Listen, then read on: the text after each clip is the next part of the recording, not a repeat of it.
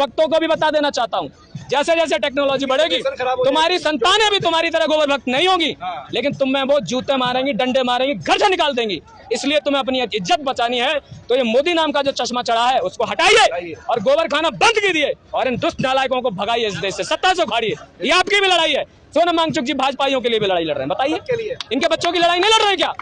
क्या सबको वो सुविधाएं मिल जाती है?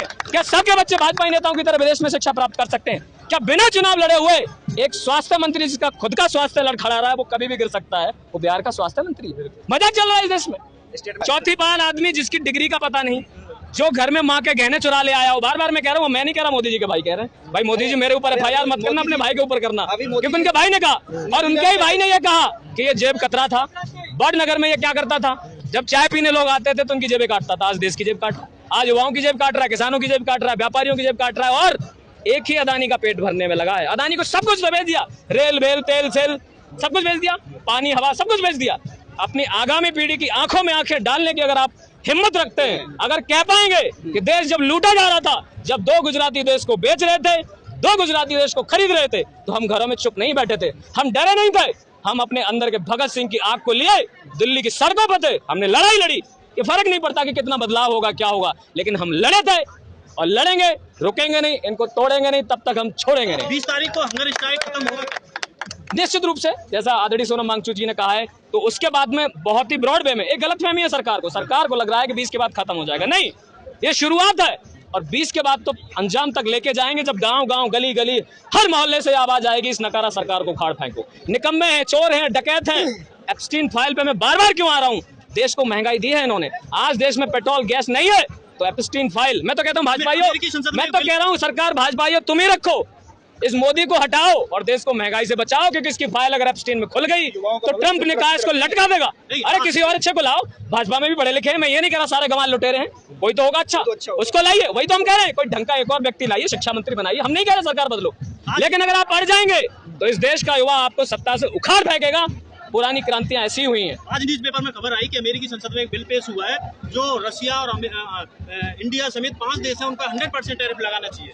देखिए, जिस देश का शासक, जिस देश का प्रधानमंत्री अमेरिका से ऑर्डर लेके तेल लेता हो और मेडल लेने के लिए भाग जाता हो और ट्रम्प के सामने भीगी बिल्ली बनके पट्टे में जो है दम हिलाता हो, दुम हिलाता हो कुत्ते की तरह, वो विश्वगुरु कहलाने लायक नहीं है। ये हमारे देश का बहुत काला अध्याय है। ये दुर्भाग्यपूर्ण है कि ऐसा निकम्मा आदमी हमारे देश को लीड कर रहा है। ऐसा निकम्मा आदमी इस देश का गृह मंत्री है जो खुद अपने गृह राज्य गुजरात में रहने लायक नहीं था। ये बड़ा दुर्भाग्य है।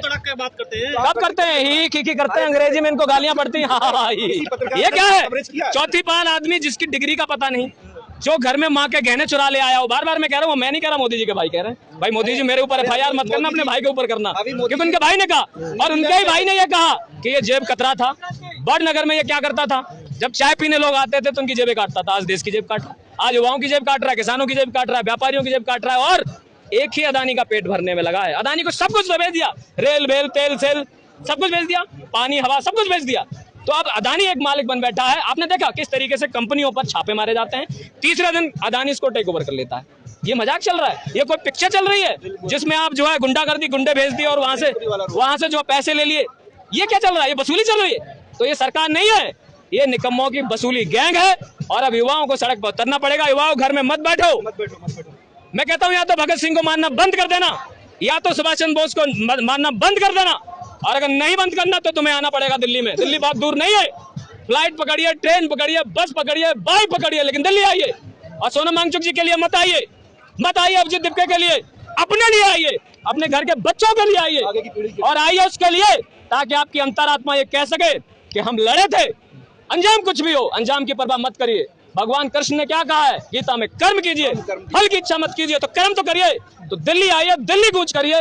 दिमाग में अभी दिल्ली दिल्ली दिल्ली, और जितने यहाँ लोग खड़े हैं आप सभी लोग वीडियोस बनाइए, सर्कुलेट करिए, क्योंकि जो मीडिया के हम सहारे बैठे हैं वो तो मोदी जी को आम खिला रही है, वो तो मोदी जी को ये बता रही है कि साहब यही मफलर 30 साल पहले ले गए थे, लेकिन 30 साल पहले तो मोदी जी भीख मांग रहे थे। ये आदमी कुछ कहता है, हर मिनट में बदल जाता है। कभी कहता है कि मैं बायोलॉजिकल हूँ ही नहीं, कभी कहता है गंगा माँ ने बुलाया है, और गंगा के माँ से याद आया कि चलिए आप गंगा का क्या हाल कर डाला है निकम्मों ने। एक मंत्रालय भी बनाया था गंगा को साफ करने का। माननीय सुप्रीम कोर्ट ने इनको फटकारा कि बेशर्मो, कब तक गंगा को मैया कह करके गंदा करोगे। और सबसे गिरी हुई बात राजस्थान में 20 करोड़ का घोटाला हुआ है। मरी हुई गायों को जिंदा दिखा करके चारा खा गई है। इन्होंने कोई नहीं छोड़ा। स्मार्ट सिटी भूल जाओ, 2 करोड़ नौकरी पद पर भूल जाओ, बच्चों की रक्षा भूल जाओ। पता है क्या कहते हैं? 80 करोड़ लोगों को हम राशन दे रहे हैं, 80 करोड़ लोगों को राशन दे रहे हैं। ये तो विकास है, तो यह विकास है। आज देश में हर दिन 5 से 7 स्कूल बंद हो रहे हैं। इंजीनियरिंग कॉलेज 58 पिछले 1 हफ्ते में देश में बंद कर दिए गए हैं। क्या हो रहा है? उत्तर प्रदेश, मध्य प्रदेश में जो है बेसिक शिक्षा के जो प्राथमिक विद्यालय थे गांव-गांव खुले बंद हुए। और हो क्या रहा है?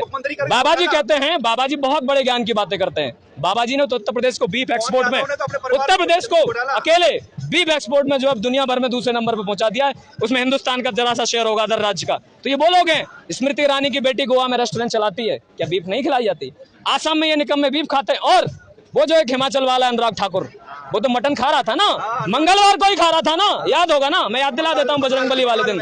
और ये क्या कहते हैं कि दिखा करके धर्म को हमारे को नष्ट करते हैं। विपक्ष वाले मटन खाते हैं। और हेमंत विश्व शर्मा क्या कह रहा था? दीदी मैं तुमसे 1 किलो ज्यादा मटन खाऊंगा। अरे मैं तो ये कहता हूँ चुनावों के लिए कई इंसानों को न खाने लगे। एपस्टीन फाइल में तो दबका चुपकी खा के आए हैं, लेकिन इनका बस चले तो ओपनली इंसानों को खा जाएंगे। और वही तो कर रहे हैं। 750 किसानों को खा गए, अन्नदाताओं को। इनको ये लग रहा है कि 22 छात्र मरे, कोई फर्क नहीं पड़ता। लेकिन मैं इन्हें चेताना चाहता हूँ, मोदी जी आपके पास अभी भी वक्त है 20 तारीख तक। या तो निकम्मे शिक्षा मंत्री को हटाइए और इसको जेल के पीछे भेजिए, एनटीए को बैन कीजिए। एनटीए का डीजी कौन है उसकी बात कीजिए, उसकी क्या जिम्मेदारी थी? एग्जाम लीक नहीं हुआ है, एग्जाम लीक नहीं हुआ है। मैं क्लियर कर देना चाहता हूँ, ये बहुत बड़ा धंधा है और इस धंधे से मिल रहा चंदा है और इस चंदे से पार्टियां तोड़ी जा रही हैं। बहुत लंबी कहानी है। मंदिर से भी जो पैसा आ रहा है, वैष्णो देवी से जो 20 टन जो है जो पहुंच गई चांदी नकली 550 करोड़, सांसद एमएलए एमपी सरकारें तोड़ी जा रही हैं। यहाँ जा रहा है, इसको नहीं दिख रहा है। अदानी का कोटा पूरा किया जा रहा है और ट्रंप बैठ करके अमेरिका में इनको ब्लैकमेल कर रहा है। एपस्टीन फाइल खोले बैठा है, बेटा भेज दे पैसा नहीं तो तेरी फाइल खोल दूंगा और फिर इस देश वाले तेरा झोला खोल देंगे। तो भाजपाइयों से कहना चाहता हूँ, किसी पढ़े लिखे व्यक्ति को अपने में से चुनिए अपने दल का नेता। इस दुष्ट को हटाइए, इन दोनों दुष्टों को हटाइए और कम से कम भाजपा वालों अपने आदरणीय नेता अटल बिहारी वाजपेयी जी के शब्दों का कुछ तो सम्मान रखो, कुछ तो उनकी नीतियों पर चलो। हमारे लिए नहीं, लेकिन वो इतने महान नेता थे, बीजेपी के थे, लेकिन वो भाजपा अलग थी। वो कवि थे, विनम्र थे, कभी नफरत की बात नहीं करते थे। सरकार उनकी गिरी थी, वो भी खरीद सकते थे, लेकिन इन निकम्मों ने तो हद कर दी है। पार्टियां तोड़े जा रहे हैं, लोकतंत्र तोड़े जा रहे हैं। और जिस संविधान ने इनको हिम्मत दी है, जिस संविधान ने पद दिया है, देवेंद्र फडणवीस पता है क्या कहता है? कहता है कि जिनकी औकात कुत्तों से बात करने की नहीं, वो भाड़े के टट्टू हमसे सवाल करते। तो सवाल उसको चिढ़ किस बात की है? अभी मैं न्यूज देख रहा था, 1 हफ्ता नहीं हुआ, लाडली बहन योजना में इस निकम्मे ने 35 से 41 करोड़ रुपए का घोटाला कर लिया। सवाल नहीं करेगी जनता क्या? दिन रात हम टैक्स दे रहे, सवाल नहीं करेंगे तो इनको सवाल लेने से दिक्कत है। आप सवाल करेंगे, आपको देशद्रोही साबित कर दिया जाएगा। अगर जवान इस देश का सवाल करेगा तो सेना से निकाल दिया जाएगा। बाबा का बुलडोजर इतना बेलगाम हो गया है। आईटीबीपी का एक जवान अमरनाथ में हमारी रक्षा के लिए खड़ा है, कौशाम्बी जिले उत्तर प्रदेश से आता है, उसके घर पर बुलडोजर भेज दिया। भांग पी करके बाबा आदित्यनाथ योगी सरकार चला रहे, क्योंकि शराब के ठेके के में राइट और लेफ्ट में भांग के ठेके भी खोल दिए। पिछली जो भी सरकार थी, जिस किसी की नाम नहीं लेना चाहूंगा, कम से कम सरकारी शराब के ठेके थे। बाबा जी ने तो अब हर गली मोहल्ले में भांग भी दे दी कि भांग पियो, शराब पियो, नशे में रहो, स्कूल में तबाह कर दूंगा।